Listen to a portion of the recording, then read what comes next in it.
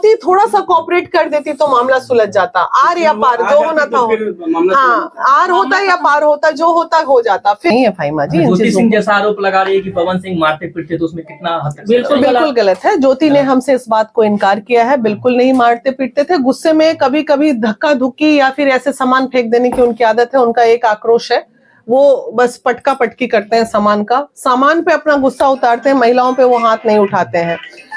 ऐसे भी वक्त उनके जीवन में आए जब उनका बैंक बैलेंस 400 रुपए हो गया था, 63 रुपए हो गया था एक बार, 63 रुपए। उनका गाड़ी का EMI जो है वो फेल कर गया। वो व्यक्ति बोलते हैं कि मैं पढ़ा लिखा नहीं हूँ। उनके पढ़े लिखे नहीं होने का बहुत नाजायज फायदा लोगों ने उठाया है, और वो अपना ATM से लेके क्रेडिट कार्ड हर उस व्यक्ति को दे के रखते थे जो जब उनके करीब रहा। तो उसका ये बाकी तो आप लोग समझ ही सकते हैं। और विश्वास अंधविश्वास। ज्योति सिंह जैसा आरोप लगा रही थी पवन सिंह के खिलाफ कि वो जब शादी हुआ था पवन सिंह से, तो अगले दिन वो अक्षरा सिंह के पास पाई गई और अक्षरा सिंह के द्वारा फोन किया गया। ये आम है, ये कोई बिल्कुल।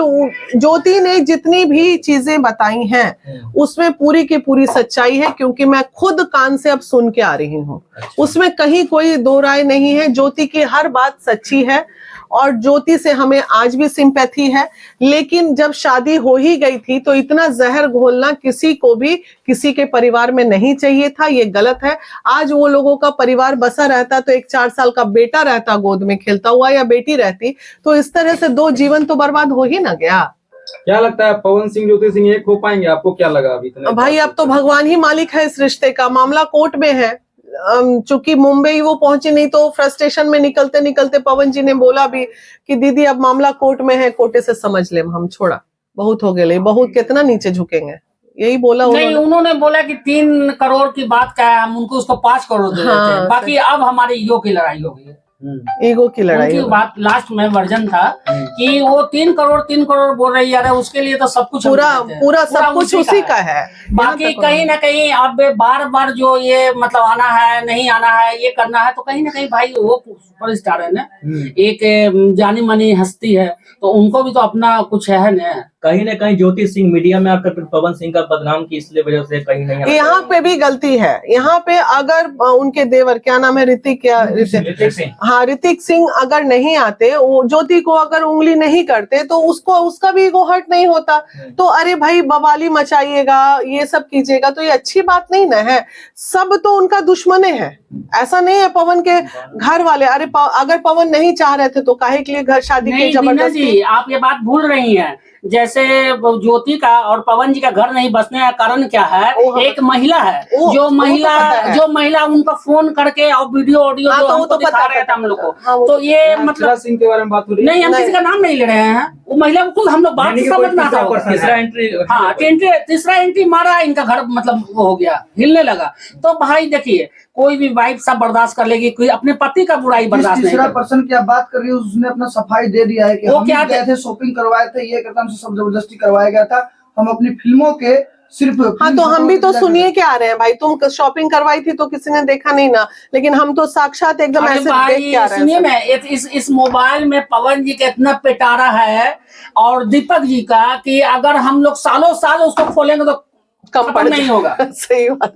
अब क्या बोले आपको? अगर ऐसा है तो दीपक जी से जाइए, बात कीजिए, आप पूछिए। अब पेटारा देखने के बाद में मेरा आंख कान हम कह नहीं सकते हैं। देखिए, किसी को भी किसी के जीवन में इस तरह नहीं करना चाहिए। और हर कोई काम करने निकला है यार, इज्जत की रोटी खाओ, इज्जत की कमाई खाओ। क्या जरूरत है ऐसा रायता फैलाने का?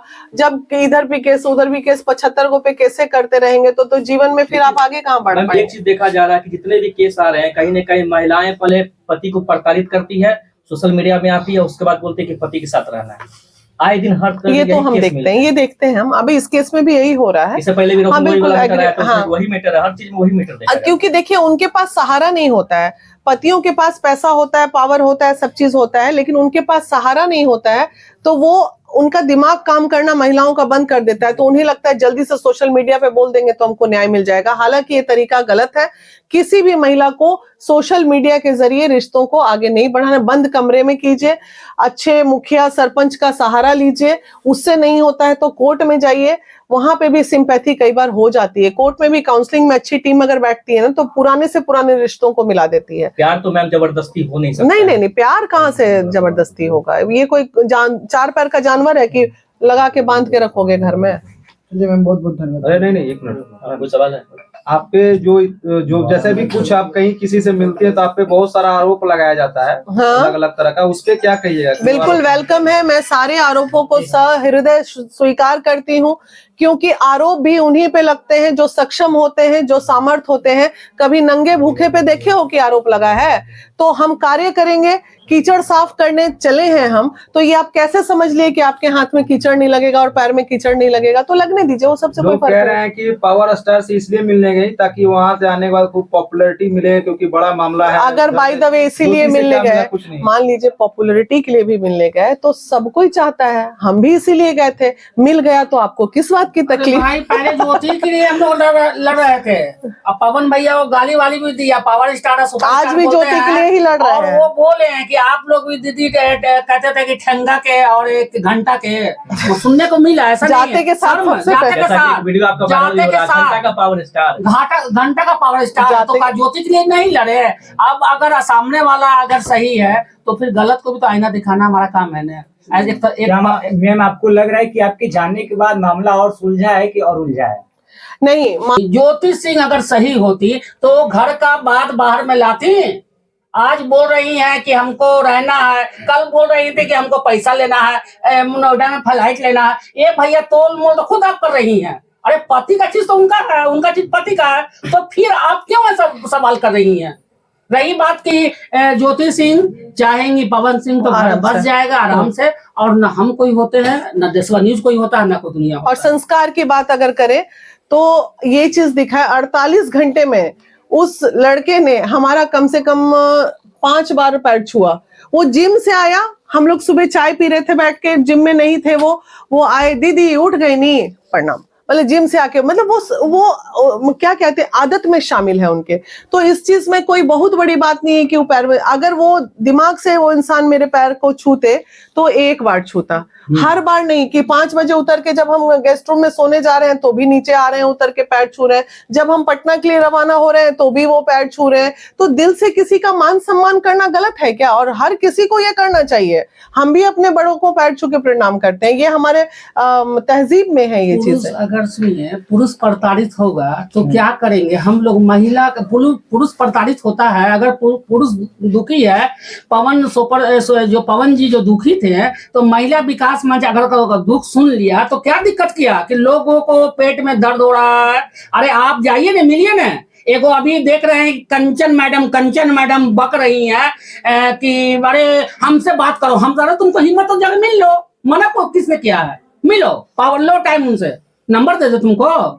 तुम बक रही हो कि ये सब क्या घर बसाएगी? ये सब यूट्यूब का, इस पे बोलने की जरूरत नहीं है फाइमा जी। ज्योति सिंह जैसा आरोप लगा रही है कि पवन सिंह मारते पीटते, तो उसमें कितना हद तक बिल्कुल गलत है। ज्योति ने हमसे इस बात को इनकार किया है, बिल्कुल नहीं मारते पीटते थे। गुस्से में कभी कभी धक्का धुक्की या फिर ऐसे सामान फेंक देने की उनकी आदत है। मामला उलझा किसी और की वजह से, हम तो सुलझाने गए थे बस। जो भी हम लगे हुए हैं कि एक बार दोनों बैठेंगे, ये मैं वादा कर रही हूँ मीडिया के सामने, डेफिनेटली बैठेंगे। वो कब बैठेंगे वो अभी मैं डिस्क्लोज नहीं कर सकती हूँ, और बैठाएंगे तो जरूर दोनों। अब आप लोग के माध्यम से बता दे रहे हैं कि 28 तारीख वाला मामला नहीं बैठेंगे 28 और जो लोग जो बोल रहे हैं कि 28 को ये होगा वो होगा, कुछ नहीं होगा, वो नहीं बैठेंगे। हम बता रहे हैं आपके माध्यम से। चलिए, जब से पवन सिंह भाजपा में शामिल हुए तब आज भी मेरी ज्योति जी के भाई से आधे घंटे बात हुई है।